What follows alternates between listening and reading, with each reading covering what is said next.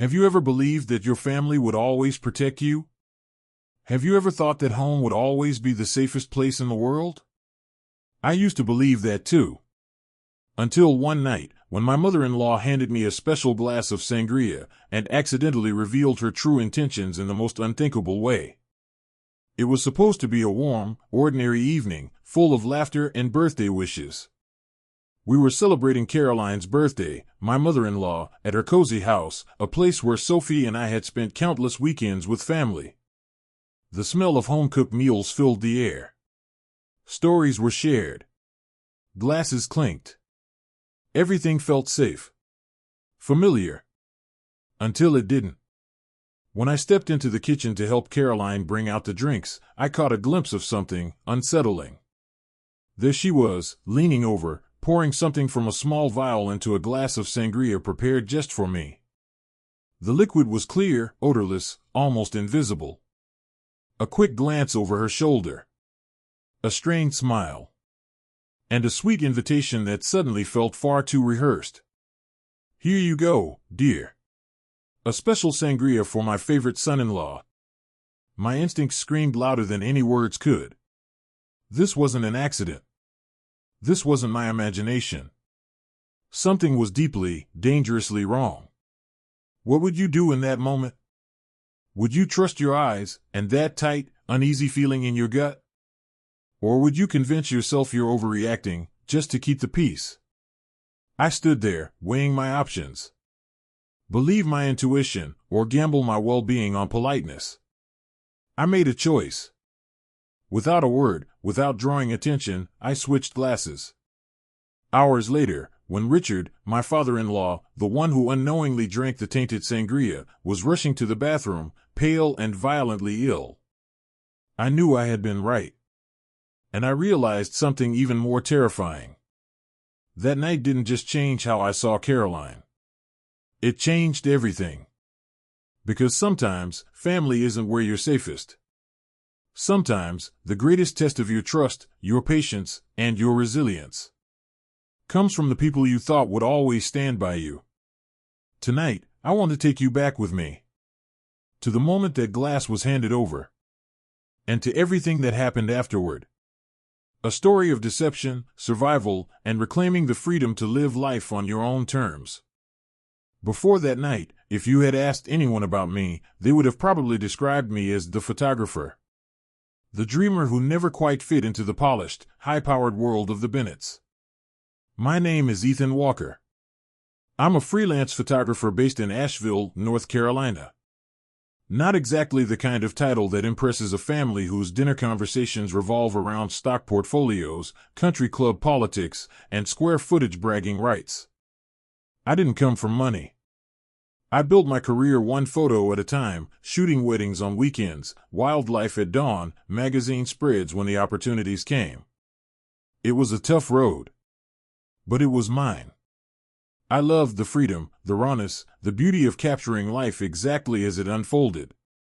To Caroline and Richard Bennett, though, success looked very different. Success meant a 9-to-5 job with a corner office, a 401k plan, a 5-bedroom home and a gated community. It meant predictability, stability, control. To them, I wasn't building a career, I was playing at a hobby. To them, Sophie deserved someone better. Someone with a tie and a title. Someone like them. And yet, despite the cold glances, the polite dismissals, the whispered conversations I wasn't meant to hear, Sophie chose me. We met 6 years ago at a small gallery opening where my work was featured. She was finishing her master's degree in environmental science, and I was just beginning to make a name for myself. We bonded instantly, two people chasing passions that didn't fit neatly into corporate boxes. She understood why I spent hours waiting for the perfect shot. I admired her fire to protect the world she loved. What we had was real. Messy. Beautiful. And to the Bennetts, completely unacceptable. But here's something you need to know. Sometimes the greatest battles you fight aren't on battlefields. They're fought quietly, across dinner tables, in tight smiles and backhanded compliments. and conversations where every word is a test, and families where love is conditional and control is disguised as care. I spent years trying to win them over, bringing expensive wine to dinners, showing them published work, mentioning big-name clients, smiling through the slights, swallowing the doubts. And for the longest time, I believed if I just worked harder, if I just succeeded enough, if I just became worthy enough, they would see me. They would accept me. But as I would soon learn, when people have already decided who you are, no amount of success will ever change their minds. The cracks didn't appear overnight. They crept in quietly, like water seeping into the foundation of a house, small at first, almost invisible. But over time, they threatened to bring everything down. It was in the way Richard would ask about my photography at family dinners. "How's your little hobby going?" He'd smile as he said it, as if the words were harmless. But they weren't. Each one was a reminder. In his eyes, I wasn't a serious man. I wasn't a provider. I was a phase. It was in the way Caroline would introduce me to her friends. Not as her son-in-law, not even as Sophie's husband, but simply the photographer. Like I was part of the catering staff. Like I wasn't part of the family at all. And it was in the silences, too. The times they'd take family photos and forget to call me over. The way conversations would shift when I entered the room, as if my presence disrupted some delicate illusion they were trying to maintain. At first, I told myself it didn't matter. That they didn't have to love me. That as long as Sophie and I were solid, nothing else mattered. But that's the thing about small cuts. 1 or 2, you can ignore. But 1,000? Even the strongest heart will start to bleed. Looking back, there were so many moments I should have taken more seriously. The way Caroline would pull Sophie aside whenever I talked about landing a big project. The way Richard once suggested Sophie consider therapy for her impulsive decisions while staring straight at me across the table. It wasn't concern. It wasn't advice. It was control, masked in kindness, weaponized through familiarity. And slowly, without even realizing it, I started to doubt myself. Was I really good enough? Was I letting Sophie down by chasing a dream instead of a paycheck? I buried those doubts under more hard work. More published photos. More long hours proving myself to people who had already decided they would never approve. But denial doesn't change reality. And sometimes, it takes something catastrophic to reveal just how deep the cracks have run. For me, that catastrophe would come in the form of a glass of sangria. And a truth I could no longer ignore. It happened so fast. And yet, in my memory, every detail unfolds in slow motion. The clink of silverware. The hum of conversation around the dinner table. The smell of roast beef and fresh-baked bread filling the air. I had just returned from a grueling week-long photography assignment in Montana. Trudging through knee-deep snow, chasing bison across frozen plains, my cheeks raw from the bitter wind. All I wanted was a quiet evening, a warm meal, and maybe a few hours of pretending everything was okay. Instead, I got a moment that would change the course of my life. "Let me grab the sangria," Caroline chirped, disappearing into the kitchen. Sophie smiled at me across the table, unaware. Richard scrolled through his phone, half listening to Lucas and Emma chatting about their latest camping trip. Something inside me, something I couldn't quite name, compelled me to get up and offer help. Maybe it was politeness. Maybe it was habit. Maybe it was fate. I stepped into the kitchen just as Caroline finished preparing the drinks. And that's when I saw it. 2 glasses, set apart from the others. A small vial tucked hastily into her pocket. A faint shimmer floating on the surface of one glass, catching the light for just a second. Our eyes met. Her smile tightened. "Oh, Ethan, I've got it," she said, almost too brightly. "This one's for you, special recipe for my favorite son-in-law." Favorite son-in-law. The words tasted bitter in the air. For a split second, I hesitated. Maybe I was imagining things. Maybe it was nothing. But then I remembered the hundreds of tiny cuts, the sideways glances, the whispered doubts. And something inside me, something primal, said no. I picked up the 2 glasses she had separated. "Let me help," I said, my voice steady, betraying none of the alarm pounding in my chest. Back at the table, I placed the tainted glass in front of Richard without a second thought. I grabbed a bottle of water for myself, claiming I was too dehydrated after my trip for wine. And then I waited. 45 minutes later, Richard's face turned ashen. Sweat beaded on his forehead. He clutched his stomach and rushed to the bathroom, the sounds of violent sickness echoing down the hallway. Around me, chaos erupted, concerned voices, chairs scraping back, Sophie leaping to her feet. But across the table, I caught Caroline's gaze. And in that instant, I knew. She knew I knew. And I knew that if I wanted to survive, not just that night, but everything that would come after, I couldn't just hope this would go away. I had to fight back. Not with anger. Not with accusations. But with the quiet, steady power of the truth.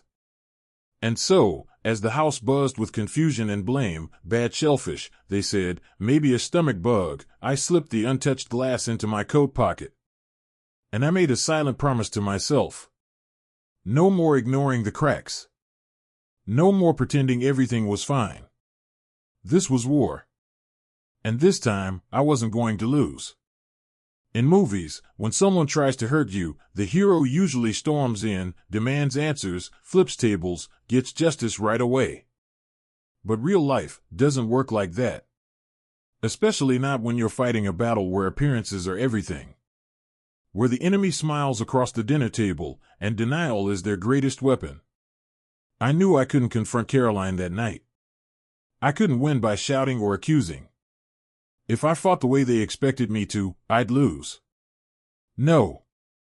If I wanted to protect Sophie, to protect our life together, I needed to fight smart. Quietly. Patiently. The first thing I did was secure the evidence. I tucked the tainted glass carefully into my coat and drove it across town to Jason, a former client of mine who now ran a private toxicology lab.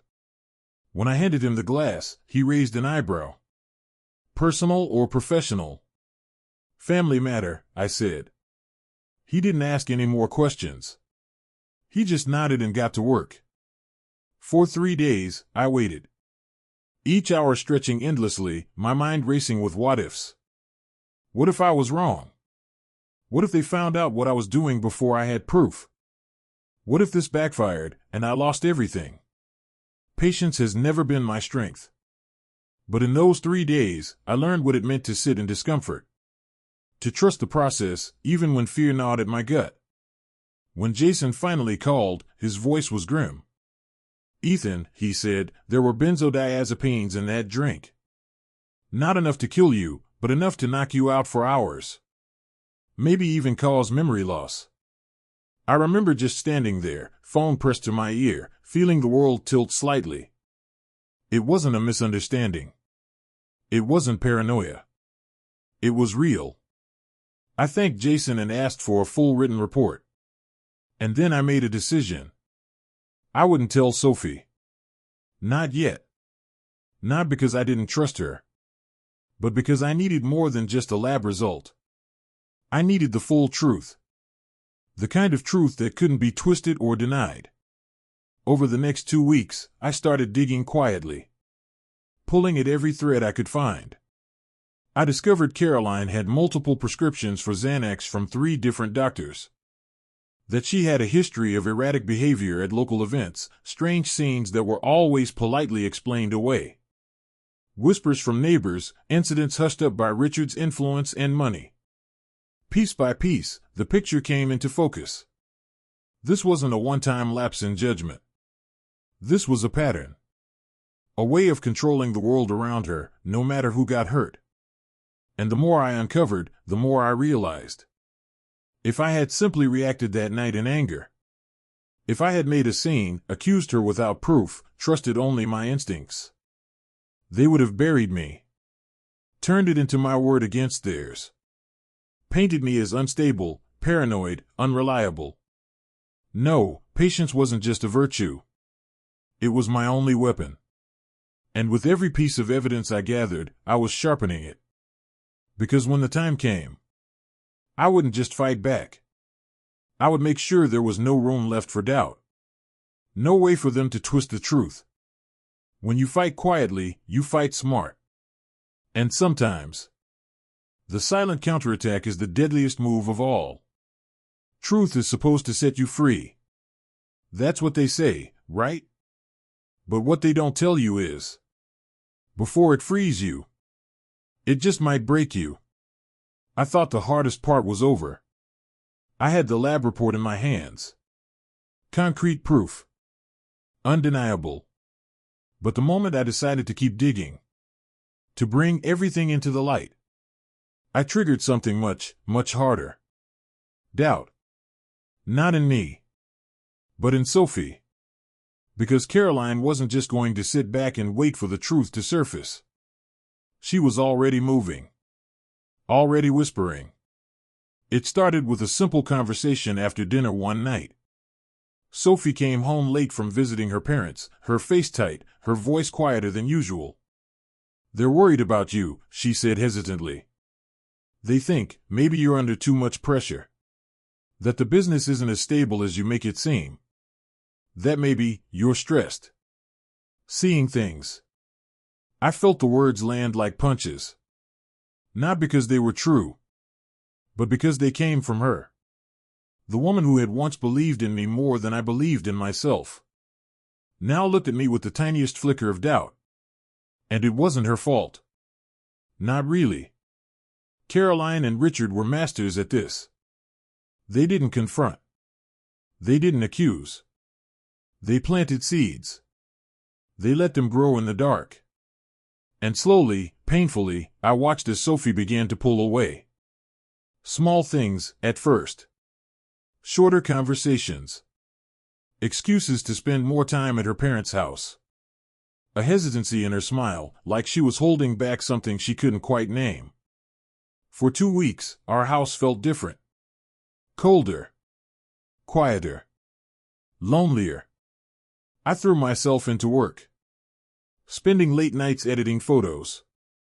Taking long drives through the mountains, pretending I was scouting locations. Anything to escape the heavy silence that had settled between us. Some nights, I sat alone in my studio, staring at the toxicology report, wondering if I had made a mistake. Wondering if maybe it would have been easier to just let it go. To pretend it never happened. But deep down, I knew better. The cost of truth is high. But the cost of living a lie? Even higher. Because if I gave in, if I let them rewrite reality, I wouldn't just lose Sophie. I'd lose myself.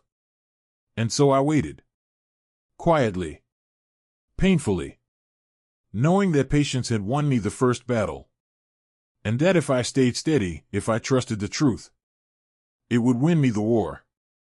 Even if, for now, it meant standing alone. Sometimes the truth doesn't come crashing down all at once. Sometimes it arrives quietly. In a small, unmarked package.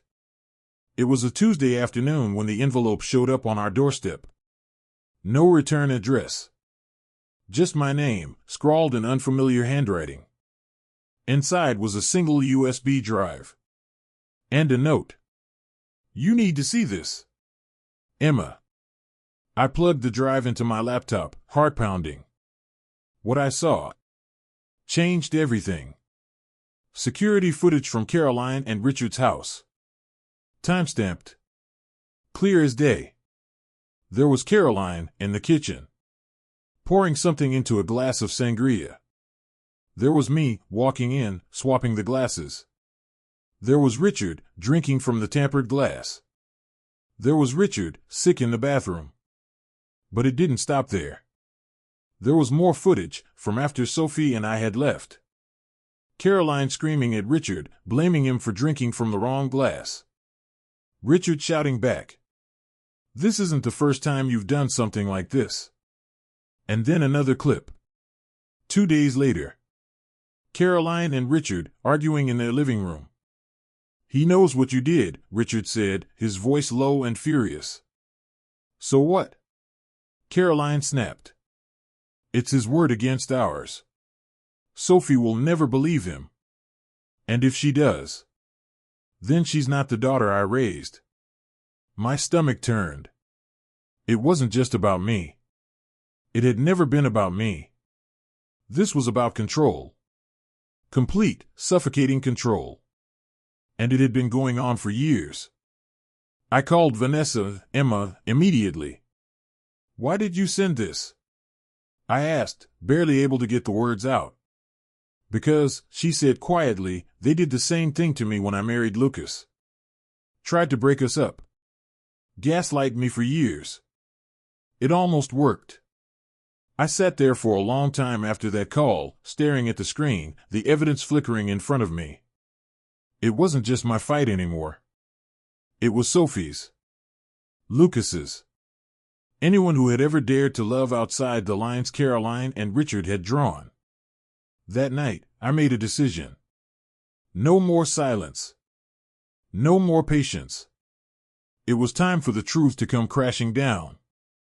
I invited Lucas and Vanessa over for dinner. Waited until we finished eating. Then I connected my laptop to the TV. "I need you both to see something," I said, my voice steady. We watched the footage together. Every second. Every word. Sophie sat frozen, her face pale, her hands trembling. When it ended, she turned to me, tears streaming down her face. "Why didn't you tell me sooner?" she whispered. "Because," I said, "I needed you to see it for yourself. All of it. Not just what they did to me, but what they've been doing to you, your whole life." Lucas sat with his head in his hands, shaking. "This isn't real," he muttered. "This isn't my parents." Vanessa placed a hand on his shoulder. "It is," she said softly. "And it's been real for a long time." Sophie didn't say much that night. She just leaned into me, silent, hurting. But for the first time in weeks, she wasn't pulling away. She was holding on. And sometimes, that's how healing starts. Not with big, triumphant speeches.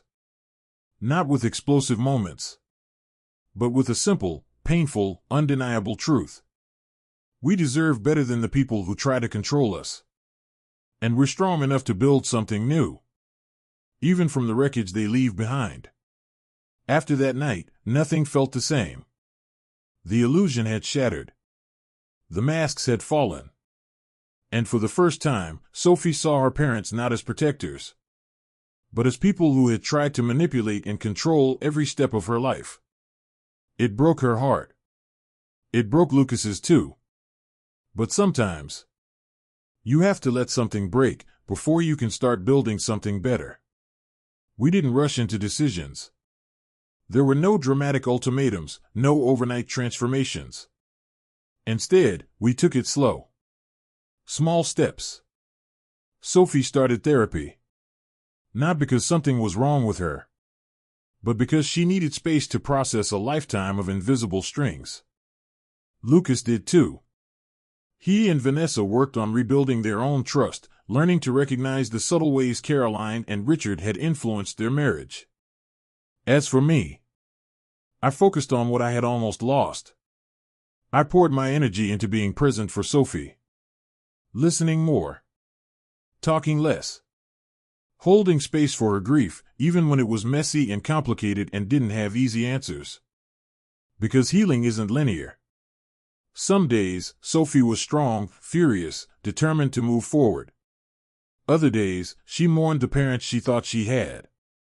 And I realized something important. You don't just grieve people when they die. Sometimes, you grieve the version of them you wish had existed. Meanwhile, Caroline and Richard. They didn't apologize. Not really. They sent a few polite messages. Invited us to dinner. Tried to pretend nothing had happened. But we weren't playing by their rules anymore. We set boundaries. No more private meetings. No more guilt trips. No more gaslighting. Every interaction was on our terms. Clear, firm, respectful. And when those boundaries were crossed, we walked away without drama, without apology. Because when you finally see the game, you don't have to keep playing it. Slowly, life found a new rhythm. We spent weekends hiking in the Blue Ridge Mountains, taking long drives along winding roads, filling our home with laughter and quiet, steady love. We rebuilt our life. Not on expectations or appearances, but on trust, on truth, on choice. And when Sophie found out she was pregnant with our daughter, we cried. Not just because we were happy, but because we knew this child would grow up free. Free from invisible cages. Free to be whoever she was meant to be. Not controlled. Not shaped to fit someone else's vision. Loved, simply and fiercely, for exactly who she is. We named her Lily. A reminder that even from ashes, something beautiful can grow. People often say, forgive and forget. But real life isn't that simple. And real healing doesn't come with neat slogans. After everything that happened, I spent a long time wrestling with the idea of forgiveness. Should I forgive Caroline and Richard? Was it the right thing to do? Would forgiving them somehow make me the bigger person? At first, I thought forgiveness was about them. About letting them off the hook. About pretending the pain they caused didn't matter. But over time, I realized something much deeper. Forgiveness isn't about setting them free. It's about setting yourself free. Forgiveness, when it's real, isn't about saying what you did was okay. It's about saying, I refuse to let your actions control my life any longer. It's drawing a line, not between love and hate, but between the past and the future. Sophie struggled with it too. Some days, she missed her parents terribly. The way they used to be. The good memories, the traditions, the laughter. Other days, she was furious. At the lies. The manipulation. The trust that had been broken. And that's the thing about forgiveness no one tells you. It's not one moment. It's a choice you make again and again. Some days easily. Some days painfully. In the end, we didn't sit down and announce forgiveness. There was no big, dramatic reconciliation. Instead, we made peace with ourselves. We chose to live fully, joyfully, fiercely. Without needing their approval. Without carrying their weight. We set our boundaries. We honored our truth. We protected our peace. And slowly, the anger faded. Not because we excused what they did, but because we chose not to carry it anymore. Forgiveness, for us, wasn't about fixing the relationship. It was about freeing ourselves from the prison of resentment. Because if there's one thing this journey taught me, it's this. Sometimes, forgiveness isn't about letting someone back into your life. It's about letting yourself move forward without them. They say the best revenge is living well. And now, I finally understood what that really meant. It wasn't about proving anything to Caroline or Richard. It wasn't about forcing them to admit they were wrong. It wasn't even about getting an apology. It was about choosing joy over bitterness. Choosing peace over resentment. Choosing a life that felt true, regardless of who approved or didn't. 6 months after everything came to light, I opened my first photography gallery in downtown Asheville. A small, sunlit space filled with images of wild places, quiet moments, and breathtaking beauty. Images I had captured on my own terms. Doing the work I loved. The work so many people had once dismissed as a hobby. On opening night, Sophie stood beside me, holding Lily in her arms. Our friends filled the space, artists, neighbors, clients who had become family. There was laughter. Music. Endless toasts to new beginnings. And toward the end of the evening, Caroline and Richard arrived. They didn't stay long. They didn't make speeches or try to reclaim the spotlight. Caroline held Lily gently for a few moments, her hands trembling just slightly. Richard shook my hand, nodded at the photographs on the wall with a rare, quiet respect. They said little. But they didn't have to. Sometimes, silence speaks louder than words.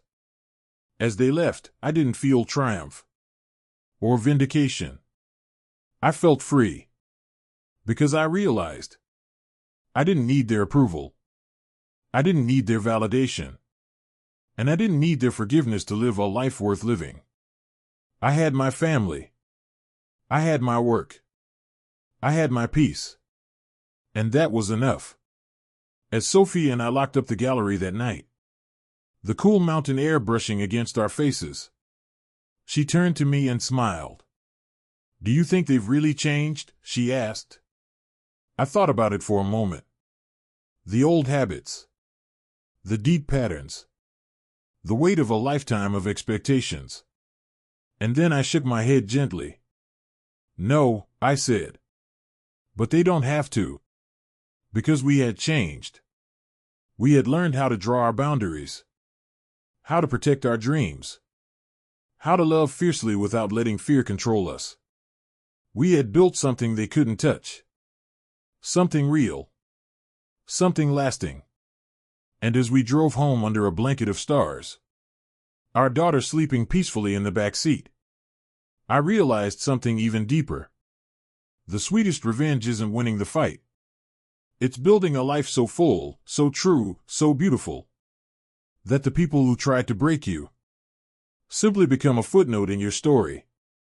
Ethan Walker's journey reminds us, true strength isn't about fighting louder, it's about standing firm for your truth, even when it's painful.